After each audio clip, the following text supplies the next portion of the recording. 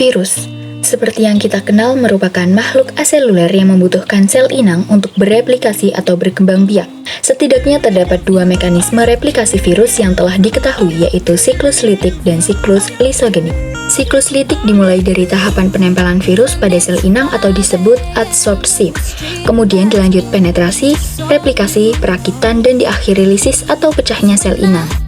Sedangkan siklus lisogenik ditandai dengan terjadinya integrasi antara genom virus dengan genom sel inang tanpa disertai lisisnya sel inang. Untuk penjelasan lebih lengkapnya, yuk simak video berikut ini. Tahap pertama dalam siklus litik Bacterophage 4 atau disebut juga faga dalam mengindeks bakteri E. coli adalah tahap penempelan atau disebut juga tahap adsorpsi. Serabut ekor yang berada pada ujung ekor faga menempel pada reseptor spesifik di permukaan dinding sel bakteri. Tahap kedua adalah penetrasi, di mana enzim lisozim yang berada di ujung serabut ekor akan mendegradasi sebagian kecil dinding sel bakteri dan membentuk suatu logam pada dinding sel. Materi genetik yang berupa DNA yang berada di bagian kepala faga diinjeksikan ke dalam sitoplasma sel bakteri. Tahap ketiga adalah replikasi, yang diawali dengan DNA faga yang ditranskrip oleh enzim polimerase bakteri menjadi mRNA dan kemudian ditranslasi untuk membentuk bagian tubuh virus yang berupa protein faga. Kemudian DNA faga direplikasi untuk partikel faga lainnya. Dan DNA faga juga menjadi template pembentukan mRNA. Bersamaan dengan tahapan ini, terjadi penggandaan DNA faga dan pembuatan protein struktur faga lainnya. Tahap keempat adalah perakitan.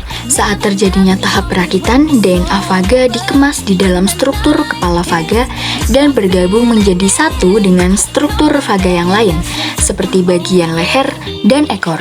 Setiap struktur faga bergabung menjadi satu untuk membentuk satu faga baru yang utuh. Tahap kelima adalah lisis, yang ditandai dengan diinduksinya sintesis enzim lisozim oleh faga yang telah matang. Lisisnya dinding sel inang akan melepaskan faga-faga baru ke lingkungan dan akan memulai siklus infeksi baru terhadap sel bakteri lainnya.